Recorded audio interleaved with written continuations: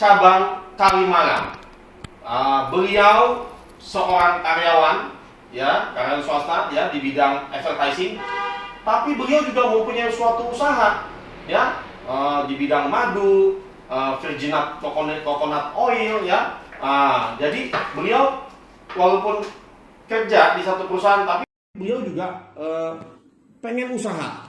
Ya, beliau sudah memiliki suatu usaha dan beliau ingin merambah ke dunia kuliner seperti itu, ya, dengan mengambil franchise Crispiku, ya.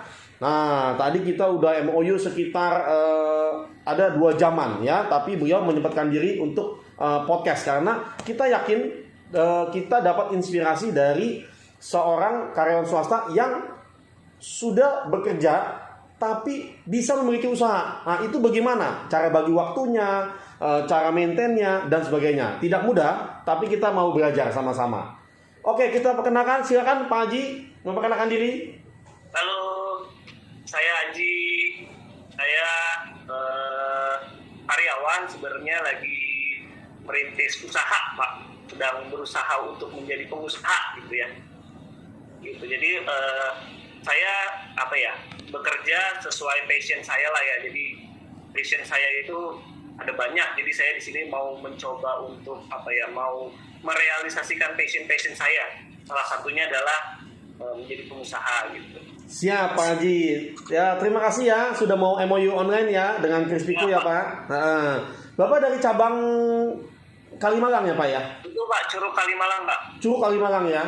Oke, siap. Pak, kira-kira Bapak itu kan udah bekerja, terus kok pengen usaha juga Pak?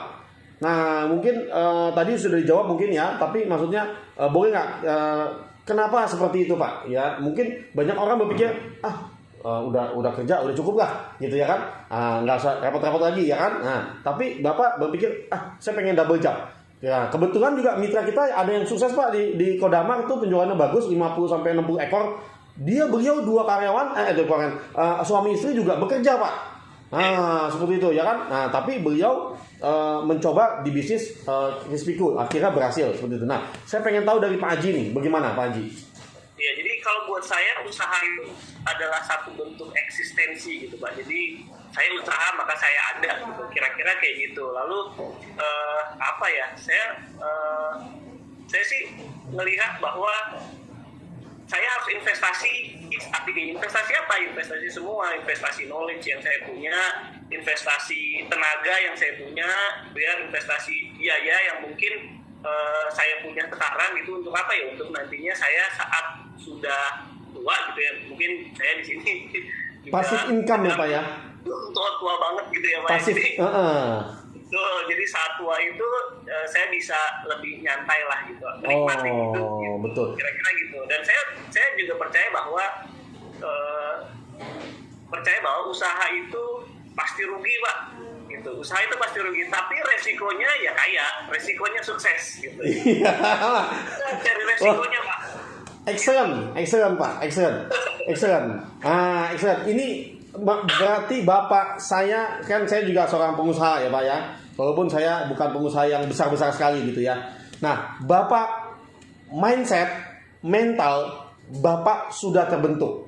Karena Bapak berkata usaha itu bisa rugi loh. Ya kan? Kebanyakan Pak, maaf nih, bukan kita menjelekkan orang, bukan ya. Kebanyakan Pak, mereka berpikir usaha itu pasti untung. Nah, betul Pak. Semua juga punya gitu ya Pak ya. Iya, semua rakyat ya berkata yang belum begitu mentalnya terbentuk ya Pak. Ya, betul. Bukan kita mau menyombongkan diri, bukan Pak, bukan gitu. Tapi rata-rata pasti Bapak juga setuju dengan omongan saya. Rata-rata mereka berpikir usaha pasti untung, bener nggak Pak? Setuju, Pak. Nah, padahal usaha itu bisa rugi, bisa untung. Seperti itu, ya kan? Nah, tapi kita bisa mengusahakan supaya untung itu bagaimana, gitu loh Pak, ya kan? Gitu. Setuju, Bapak bagus, mental kebentuk, ya kan? Nah, tinggal nanti gimana caranya supaya bisa maju, ya Pak, seperti itu. Nah, Pak, Tapi membagi waktunya bisa ya Pak ya, antara kerja dengan itu mungkin Bapak pulang kerja baru maintain karyawan segala macam gitu ya Pak ya. Realnya seperti itu ya Pak ya. Terus belajar manajemen waktu Pak, itu saya dibilang bisa atau enggak ya harus terus belajar Pak. Iya, paling enggak ya pulang kerja. Sulit sekali karena apa ya, kita tahu waktu itu adalah hal yang paling mahal ya Pak. Mungkin waktu itu harganya value-nya lebih mahal dari uang gitu ya. Jadi memang ya, kita harus benar-benar bisa memanage waktu. Iya. Harus terus belajar memanage waktu. Iya, nanti Bapak mesti kontrol tetap paling enggak at least 2 bulan pertama atau 3 bulan pertama Pak. Karena Bapak udah pintar, Bapak bisa running well. Gitu loh, ya. Tapi kalau misalkan karena Bapak masih belum bisa, dia butuh bimbingan Bapak. Dia butuh support dari Bapak, dia butuh ilmu Bapak. Bapak harus bagikan kepada karyawan Bapak. Nanti karena Bapak pinter, Bapak udah running well gitu loh, ya kan? Nah, jadi dia udah bisa seperti itu, ya kan? Nah, proses seperti itulah yang pengusaha-pengusaha muda ini yang kurang persistensi, Pak. Persisten itu kan tekun ya. Nah, kurang tekun untuk ini, keburu bosen, keburu capek, aduh gini begini gitu. Nah makanya saya harap Bapak ya harus persistensi ya, harus tekun seperti itu ya Pak. Pak, boleh tahu nggak motivasi Bapak bergabung di Crispyku ini apa? Motivasi saya ya bergabung di Crispyku karena sebenarnya kita tahu bahwa Crispyku itu brand yang sudah cukup lama. Maaf ya Pak, ini ada anak. Nggak apa-apa. It's okay Pak, it's okay. Brand yang cukup lama, tapi masih relevan dengan konsumen saat ini gitu. Masih sangat relevan dengan konsumen saat ini. Dari segi image dan juga dari segi rasa taste gitu. Kita tahu bahwa ya itu tadi bisnis ayam goreng ya nggak ada matinya lah ya, semua orang suka. Suka ayam goreng gitu ya. Ya, nggak salah bidang lah Pak ya, nggak salah bidang. Betul Pak. Itu, iya. Mungkin menambah income ya Pak ya, motivasinya. Sama satu lagi Pak, menambah lapangan pekerjaan juga ya Pak. Salah satunya Pak, menambah lapangan pekerjaan. Iya, lebih mulia ya Pak, karena semakin Bapak ambil buka franchise, semakin menambah lapangan pekerjaan. Semakin Bapak berusaha menambah lapangan pekerjaan ya Pak ya. Jadi kayaknya memang kita kalau mau set bisnis itu harus set objektif dulu ya Pak. Jadi apa sih objektif kita supaya guideline-nya jelas?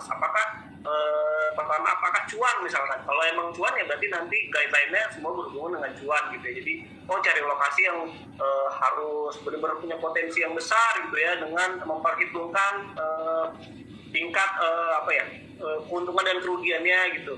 Yeah. Kalau misalnya objektifnya adalah bantu orang ya berarti nanti secara guideline-nya ya lebih fokus ke situ. Nomor 2-nya adalah keuntungan gitu, tapi fokusnya tetap membantu orang, seperti itu sih. Iya, betul Pak, betul, setuju sekali. Nah Pak, boleh nggak promosiin outlet Bapak nih? Di mana alamatnya? Silakan Pak, gitu. Ada produknya apa aja gitu ya, silakan. Boleh. Buat yang lagi cari makan gitu ya, makan siang atau lagi cari cemilan-cemilan enak, cemilan-cemilan lucu gitu, bisa langsung aja datang ke outlet Crispyku di cabang Curug Kalimalang. Itu letaknya ada di Jakarta Timur, di daerah Kalimalang, dia di area Curug namanya. Curug ya.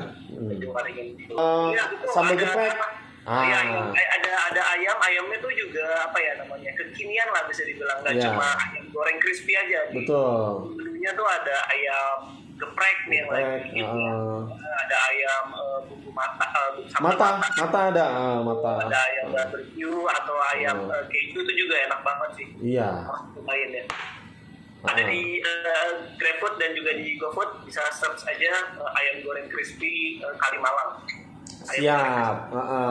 Sebelumnya Pak, boleh nggak minta tolong kasih kata-kata motivasi atau pesan untuk mereka yang pengen usaha tapi masih belum berani Pak, seperti itu ya kan? Kalau kita harusnya berpikir seperti ini, kalau menurut saya, kalau pandemi itu kita harus bergerak kata ya, tapi dapat memperhatikan prokes ya. Nah pada saat udah selesai pandemi kita lari Pak, gitu loh ya kan? Nah tapi rata-rata kan orang berpikir begini Pak, kalau lagi pandemi ngapain bergerak, tidur aja. Nanti aja kalau udah selesai pandemi baru bergerak. Nah, kalau mikir seperti itu, nanti pada saat selesai pandemi baru bergerak, ketutup Pak. Udah nggak bisa lari karena udah pada bergerak semua. Gitu loh, ya kan? Jadi pada saat pandemi mungkin orang mau sewain lebih murah Pak. Ya. Tadinya saya 20 juta. Karena pandemi kurangin deh Bu. Iya berapa? Udah 15, boleh dikasih. Nah, seperti itu ya kan. Jadi kondisi ekonomi lagi kacau, kita ambil kesempatan untuk grab pasar. Ya semua memang tidak mudah gitu loh ya kan, tidak mudah. Tapi cara berpikir Pak Haji nih yang dalam keadaan pandemi sikat ya kan, ibarat kata seperti itu, mungkin nggak salah juga. Seperti itu ya. Pada saat nanti udah berkurang yang kena COVID atau segala macam, karena di Singapura aja katanya COVID udah kayak flu biasa, ya kan? Nah, betul. Di Eropa udah nggak ada COVID itu, saya lihat Piala Eropa itu Euro 2020. Betul Pak. Kita juga bingung gitu ya kan, seperti itu ya kan. Nah makanya jadi pada saat pandemi kita bergerak, pada saat udah settle kita lari Pak, gitu loh. Omset kita seperti itu, omset kita. Oke? Tolong kasih pesan-pesan Pak buat mereka yang ingin usaha tapi masih belum berani. Pasti ada Pak yang siang-siang menggebu-gebu pengen usaha, pengen mimpi-mimpi, malam pengen mimpi-mimpi, sepulang kerja, besok pagi Pak melempem. Betul Pak. Jadi sebenarnya kita harus tahu sih, kita harus mempertanyakan kapan sih waktu untuk memulai usaha paling pas itu kapan sih? Ya sekarang gitu.